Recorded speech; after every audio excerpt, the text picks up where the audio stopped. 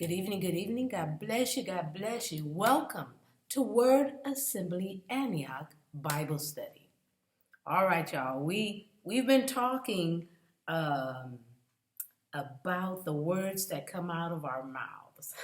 That's what we've been talking about. And I really pray that you're learning something from this subject, especially when we really think about the words that come out of our mouth. We decide them. We decide the words that come out of our mouth.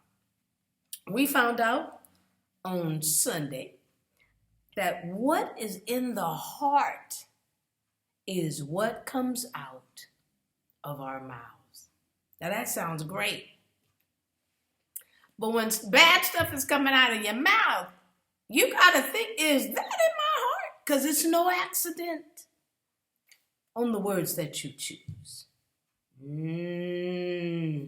Now, to refresh our memories from Sunday's service, because we started on last Thursday, and then we're just going to keep going until the Lord tells me differently.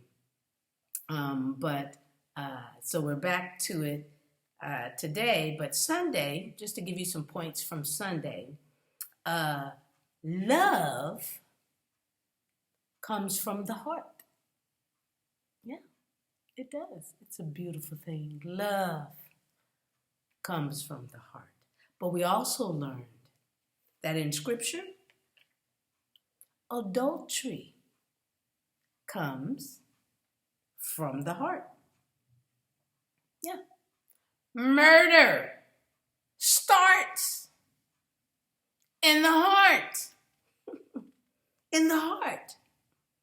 Oh my goodness, y'all, we are learning so much about this that it's kind of, how do I say? It's kind of intimidating to realize that while we've got a lot of work to do, Elder Eric Harbison, he shared with us on Sunday morning, not at the church service, but at our YPC, which is Young People's Chat. Comes on right before our church service. And he shared an acronym with us because we're teaching them this same subject. Ooh, it's been pricking at my heart, I'm telling you. It's been getting me. And so he had an acronym that I think will help us, people of God, in choosing our choice words when we speak. This acronym is going to help us choose choice words when we speak. The acronym is THINK. Think, T-H-I-N-K. Think before, yep, you got it, you speak. Think before you speak. Ask yourself, T, is what I'm about to say the truth? Is it true what I'm about to say? T. H, is what I'm about to say helpful to someone else? Is this helpful? I, is what I'm about to say inspiring? Are we encouraging one another? Are we inspiring each other to do better, to do right, to praise the Lord, to share? N, is what I'm about to say necessary? That blew me away. So I have to add one more. Another word for N would be, is what I'm about to say needed? I added the needed, but for Elder Harbison, he said, is it necessary? Is this a conversation? Is this necessary? Do we even need to do this? Ooh. and then the K, is what I'm about to say. Kind. Kind is what I'm about to say, kind. And I think if we keep this acronym before us, and we're getting ready to write it out and share it to the church, because this acronym is going to help us. I really do believe that. It will give us a reminder of who we are in the Lord Jesus Christ. Okay? All right. This week, this wonderful Thursday evening, we're coming from the book of Colossians. So if you would meet me there, we're going to Colossians 3. We're going to be starting at verse 1. Paul is helping the Colossian church and us, about this very subject and more. Let's see how the Apostle Paul can help us think before we speak. Think before we speak. Once again, Colossians chapter 3, starting at verse 1. I'm sorry, I'm just trying to get over this cold, but I'm doing better. All right, I'm reading from the New King James Version, and this is what it says. If then you are raised with Christ, seek those things which are above, where Christ is sitting at the right hand of God. Set your mind on things above, not on things on the earth. For you died, and your life is hidden with Christ in God. When Christ, who is our life, appears, then you also will appear with him in glory. Therefore, put to death your members which are on the earth. These are the members we want to put to death on earth: fornication, uncleanliness, passion, evil desire, and covetousness, which is idolatry. Because of these things, the wrath of God is coming upon the sons of disobedience, in which you yourselves once walked when you lived in them. But now you yourselves are to put off all these: anger, wrath, malice, blasphemy, filthy language out of your mouth. Do not lie to one another, since you have put off the old man with his deeds, and have put on the new man, who is renewed in knowledge according to the image of him who created him, where there is neither Greek nor Jew, circumcised nor uncircumcised, barbarian, Scythian, slave nor free, but Christ is all and in all. That can be followed with an amen. Hallelujah. Amen. Ooh. Now here, in verse 1, Paul continues from where he left off in chapter 2. Now I want to give you a little bit of what's going on in the ending part of chapter 2. Paul shares it's more than having an appearance of wisdom in a self-imposed religion. Come on, Paul. Come on, Paul. It's more than having an appearance of wisdom. Not that you are wise, It's an appearance of wisdom in a self-imposed religion. It's more than having false humility. You know you didn't forgive that person, but yet that's how you're walking around with this false humility. And it's more than binding oneself back to rules. That means going back to something we could never do.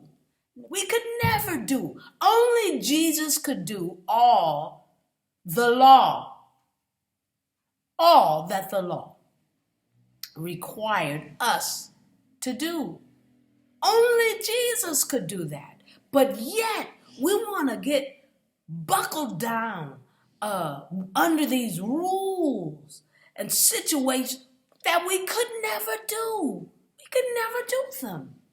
Huh? In other words, all that Jesus did, including his death, burial, and resurrection, has settled the debt.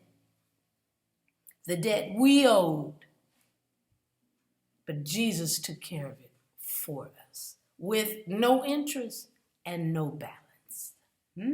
There's nothing we could do that will ever outshine or outdo what Jesus did for the world. He didn't do it for a certain sect of people. He didn't do it for a nation. He didn't do it for a beautiful city like Jerusalem. No, he did it for the world. My. Paul, boy, I'm telling you, he's slapping it down cold. He makes it sound like as if there's no hope. But when he opens in chapter 3, our hope enjoyed, what kind of word is that? And joy is renewed. My. In other words, Paul is sharing, let's get rid of the legalism and the ritualisms because it's all about Jesus Christ. It is all about what Jesus did. It is all about what Jesus is doing. It is all about what's going to come down in the future. It is all about Jesus and not us following rules and following rituals that aren't going to do anything because the debt is settled. Woo-wee. Now on Sunday morning, y'all come on down if you want to come on in the house. Come on in. We are here on Sundays, but we are online for our Bible study. We just don't want to overdo it. We want to make sure that everybody gets Jesus. They can come in, get that personal touch, or they can stay at home and still get Jesus. Jesus is giving us ways to get this word out. Amen? All right, so on Sunday we shared that Jesus has always looked to eternity and not just our right now. No. He's always, from the beginning, always looked to eternity for us. Not just up to this date. He looked to when he took care of our debt, where we'll be. We're going to be in eternity, an eternity with him. Whoa, I thank you, Jesus. He did this from the very beginning. Paul says, put these earthly things away. What earthly things, Paul? Well, in verse 5, he gives us a list. It says, therefore, put to death your members which are on earth. Fornication, put it to death. Uncleanliness, put it to death, passion, evil desire, and covetousness, which is idolatry. Because of those things, the wrath of God is coming upon the sons of disobedience, in which you yourselves once walked when you lived in them. Paul is sharing with us, y'all, come on now, wake up. We ain't going backwards. Oh, no. What he's saying, you've moved. Come on. You don't live in that neighborhood anymore. You moved to a better neighborhood. Not better than, just better than where you were before. Huh? Come on now. You've moved. We have lived there too long. Huh? Stop trying to return. Look up and remember where we are. Woo! Now, what we need to do is share. Oh my goodness. We need to share how hard it was to live in that neighborhood. That's what we need to do, y'all. We need to testify how difficult it was living in that old neighborhood, trying to survive daily, constantly, and share how Jesus delivered us from that neighborhood. Huh? We're no longer there, Paul is trying to tell us. Huh? This is your testimony. Ooh, share it, people of God. Share it. Share your testimony. And because of Jesus saving us, there's something else that Paul tells us to add to the list. He says, because we need to add this in verse 8. And verse 8 says, but now you yourselves are to put off all of these. What are they, Paul? Anger, wrath, malice, blasphemy, filthy language out of your mouths. Huh? Do not lie to one another, since you have put off the old man. You move to a different neighborhood, take that off. Because that's the only way you're going to get in that new neighborhood. This old stuff can't come. So you took that old man off and you put on the new so that you could come and live in a different neighborhood? Huh? And Paul says, and I put on the new man who is renewed in knowledge, according to the image of him who created him. And wait a minute, I kind of missed something. I'm going to go back because I told you he started this chapter with renewed strength. It says, if then you were raised with Christ, seek those things which are above, where Christ sits at the right hand of God. Set your mind on things above and not on things on the earth. Sometimes we can get so caught up in the greed and the money and the power and the prestige. I say that for all of us because in some, even when our egos get a little too raised, we could go there. But Paul is saying, y'all, he died for us. But now we rise with him. We take that old man off. We put on the new man. We got new wardrobe, people. We not only move from one neighborhood, we are in an eternal neighborhood. Now we got new clothing. Huh? Yes, Lord. Huh? And then we can do those things. We can do this because we're in him.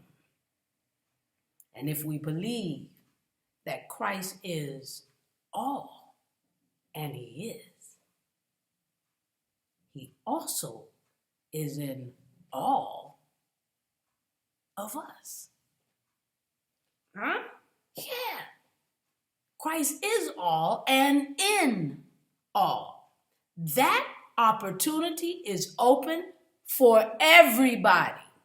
You may not have accepted today, but it's still available to everybody. Just don't wait until it's too late when you can't accept. Yeah. These lists, y'all, become easier and easier to accomplish when we realize that we've got Jesus, who did it for us, paved the way, did it for us, canceled the debt. There's nothing owed on it. Surely we can control our anger. Surely malice and blasphemy, filthy language out of our mouths, we can work on it. We can do that. Because, see, we got the old man down and the new man put on. Oh, my goodness. It's easy. It becomes easier when we put choice, our choice, in our minds. How is it? Because it's a new day. A new way. Same Jesus. A new day. A new way. Same Jesus. We decide what comes out of our mouths. Let's make Jesus proud. He did the work. Let's make him proud of us. All right. I want to give the prayer of salvation because this is for everybody. And so just repeat these words after me. And remember, it's not the words that you say, but it's the belief in the words that you say. All right. Dear Jesus, I believe and receive you as Savior. Your death and resurrection makes me right with God. Dear Jesus, I willfully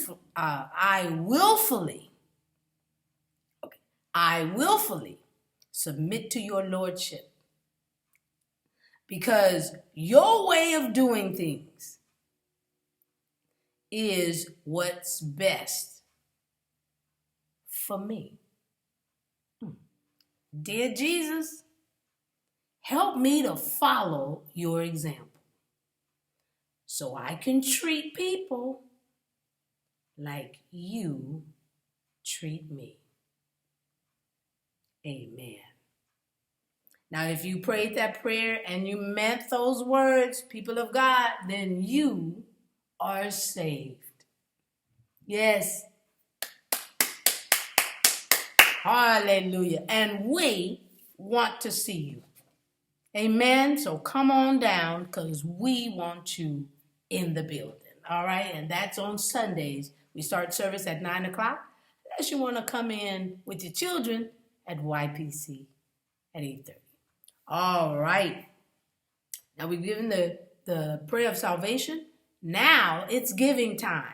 And all of the information is provided right there on the screen. Y'all, we take Givelify, Tithely, if you were here, the Square, our credit card machine. We take Cash App. You can mail a check. We've actually had that happen where you could send money to the church. The address is also there. By all means, listen. We are asking that you give because we've got a mighty work to do. And God bless you. We know what God has in store, and we just want to be a part. Amen. I mean, right now, you may be on your couch. You may be in your bed getting a word. Who would have thought? Huh? So we're just excited where God is going to take us. And so we're just asking if you can to give. All right, y'all. Let's pray. And then I hope you have a wonderful night. And I hope to see you Sunday. And if not in person, then at least online.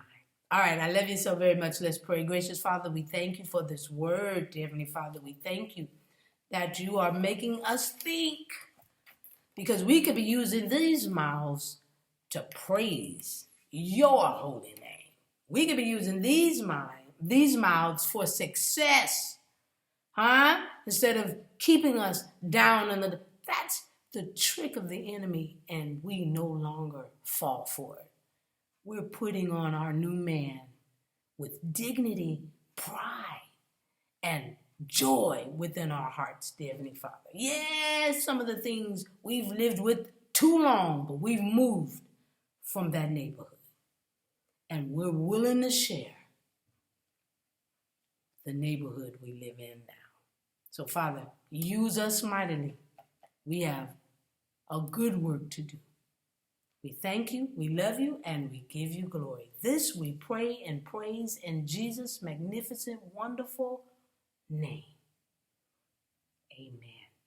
And thank you, Jesus. All right, y'all. I hope to see you Sunday. If not, I hope to see you online. I'll be waving. All right, guys. Have a great night. Think about it. Think about it. What comes out of our mouths. Woo. Let's praise him more. I love you.